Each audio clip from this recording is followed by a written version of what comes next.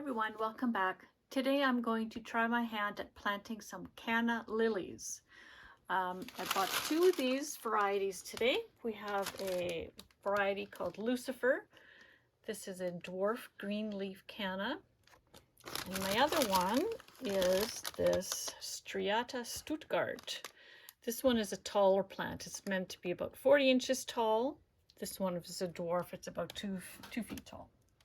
So I've never planted cannas before, but I've done a bit of research and I really wanted to try these out. So let's learn together. So first of all, I'm going to open up my package.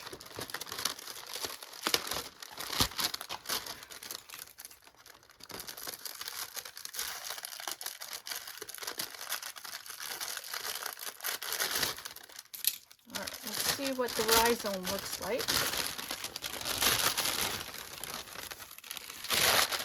Okay,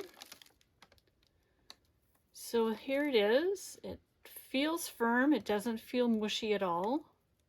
So I can see it's got two eyes on it. It's got one here, a growing point here, and one here. So what they say to do is to plant it sideways. So I'm going to just fill up my little container. Now that I know how big this is, I'm going to use this one. My plan is to just sprout these. These are not going to be their final resting place for the summer. I'm just going to pre-sprout them because it's March here in my Zone 3 garden. And I just want to give them a head start. So what I've got here is some seed starting soil. It's pre-moistened. See, it holds its shape, but it's not dripping water. I'm going to tap that down. I'm going to lay this, you know what, I think I need a bit more. And then the rhizome is just going to get laid down sideways and then just barely covered.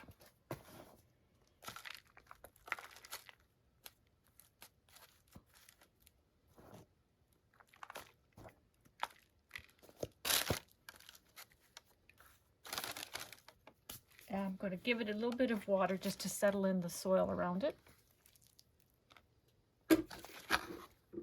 Okay.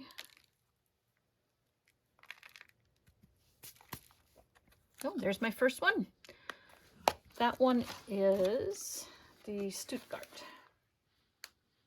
I'm going to make a proper label for it in a minute.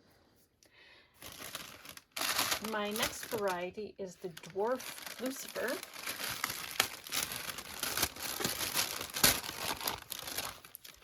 Now, let's see what this one looks like.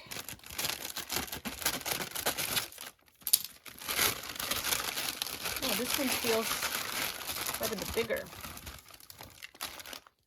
Okay. So you can kind of see the roots are growing from every which way. Isn't that funny? But it looks like the growing eyes right here. Doesn't feel mushy, it feels nice and firm. I'm going to need maybe a bigger one. Yeah, this one feels good.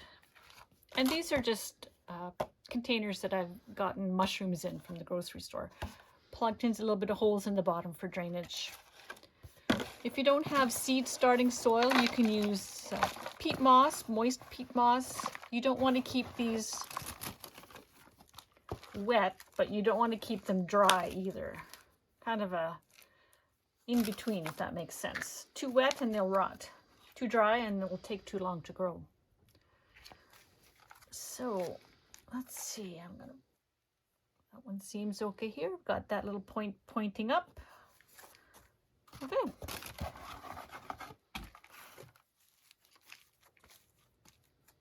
Just barely coming out of the soil there. I think I'm going to need some more soil. Let's see what this looks like when it's absorbed in. I'm out of my container, so I'm just going to use the sawdust mixture that came in the pot and cover it up. So that's nice and porous. You know what? I'll put some on here too. All right, so that's all the that's all that I'm going to do. I'm put a label on it. I'm going to put it under some lights and keep it warm. Once it's sprouted and got some new growth starting, then I'm going to put it in a container. Now these are very frost sensitive, so I'm not going to put them outside until May at the least, at the earliest. And once they sprout, I'll pop up a picture for you to see. Thanks. Bye-bye.